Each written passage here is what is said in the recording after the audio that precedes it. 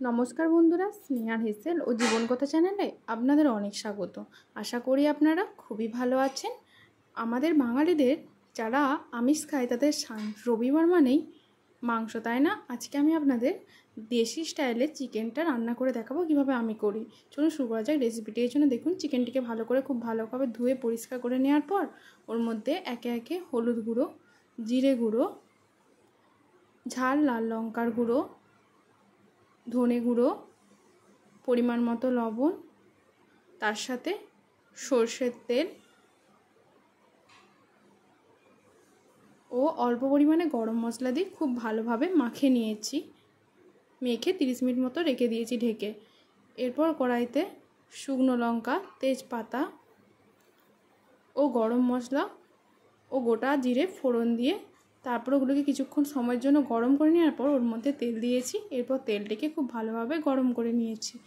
এরপর ওর মধ্যে আমরা পেঁয়াজ কুচি দিয়ে দিয়েছি। পেঁয়াজটিকে খুব ভালোভাবে ভেজে নিয়েছি লাল লাল করে।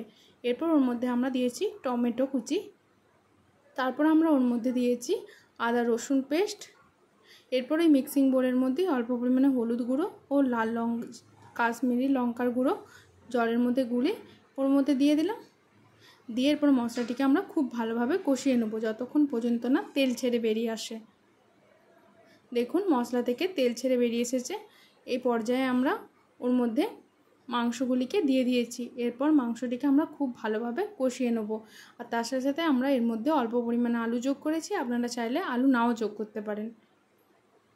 এরপর মাংসটিকে আমরা ঢাকা চাপা দিয়ে খুব ভালোভাবে কষিয়ে নিয়েছি। যখন মাংসটা কষে গেছে তখন আমরা ওর মধ্যে অল্প পরিমাণে জল দিয়ে দিয়েছি যাতে মাংসটা সুসিদ্ধ হয়ে যায়। মাংসটা সেদ্ধ হওয়ার পর গরম মশলা দিয়ে ছড়িয়ে নামিয়ে নিয়েছি। ব্যাস, তাহলেই চিকেন কষা একদম রেডি।